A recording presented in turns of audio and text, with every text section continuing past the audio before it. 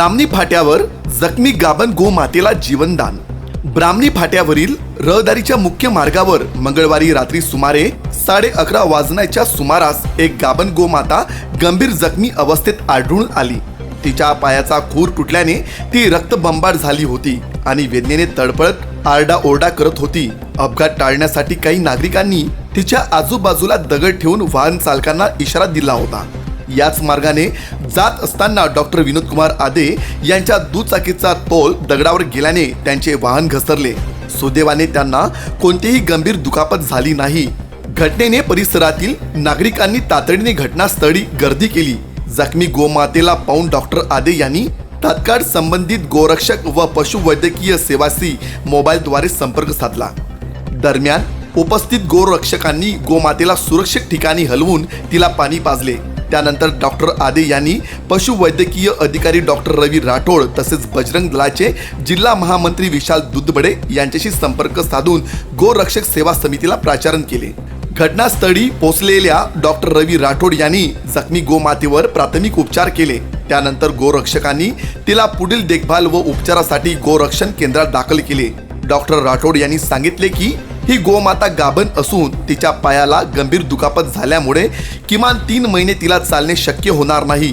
पुढील उपचार बुधवारी करण्यात येणार असल्याचे त्यांनी स्पष्ट केले।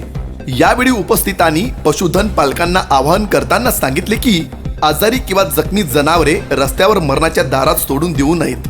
त्यांचा सांभाळ करणे शक्य नसल्यास अशा गोमातांना गोरक्षण केंद्रात सुपूर्द करावे, जेणेकरून त्यांच्यावर वेळेत उपचार होऊन त्यांचे प्राण वाचू शकतील। वनी न्यूज एक्सप्रेस ब्युरो रिपोर्ट। वनीतील सर्व नागरिकांना एक सूचना की आपापल्या गायी आणि जनावरं गौवंश सांभाळून ठेवा। नसन पोचणं होत तर गौरक्षणला देऊन द्या, अन्यथा ग्रामीण भागातील जनतेसाठी बी ते अवेलेबल करून द्या तिथं। पण वनीच्या भोवताल जनावरं मोकाट सोडू नका। कोळशाचे धावणारे ट्रक ज्याच्यावर प्रशासनाचं काहीच निर्बंध नाही, ट्रॅफिकवर कोणाचा निर्बंध नाही, त्यामुळं आज इतके या रूटिंगमध्ये महिनाभरामध्ये कमीत कमी 40 गौवंशांना मार बसलेला आहे। काही मोडले, काही मेले। आता हे रोज लोकांचे फोन येतात की एक गाय तुटली आहे, गाय पडली आहे, बैल तुटला आहे, वासरू पडलेला आहे।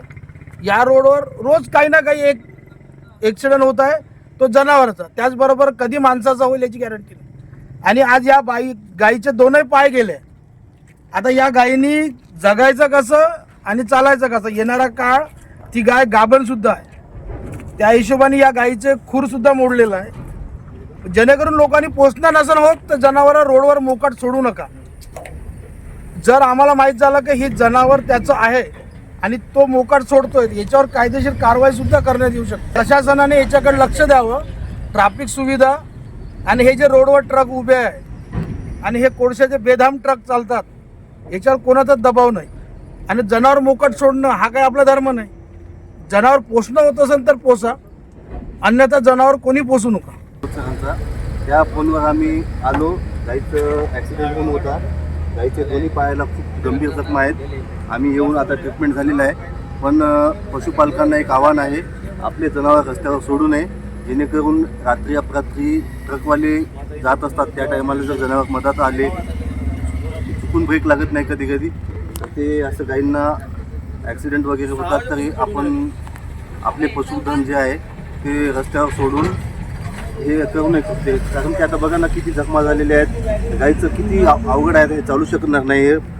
1-2-3 महिने तरी मुश्किल आहे याच्यासाठी चालणं, कारण की खुरी निघालेले आहेत। आता आपण ट्रीटमेंट दिली, पण रिस्पॉन्स पण द्यायला पाहिजे तिथं तसा। तर हे रस्त्यावर जनावर सोडू नका, एवढंच सगळ्या पशुपालकांना आव्हान आहे। जय श्रीराम, जय गौ माता। आज दिनांक 14/7/2026 रोजी ब्राह्मणी फाटा येथे वनी फाटा येथे आमची गौ माताचा अपघात झालेला आहे। तरी सर्व शेतकरी बांधवांना एवढीच विनंती आहे की आपली गौ माता रस्त्याने मोकाट सोडू नये, एवढीच विनंती आहे। जय श्रीराम, जय गौ माता।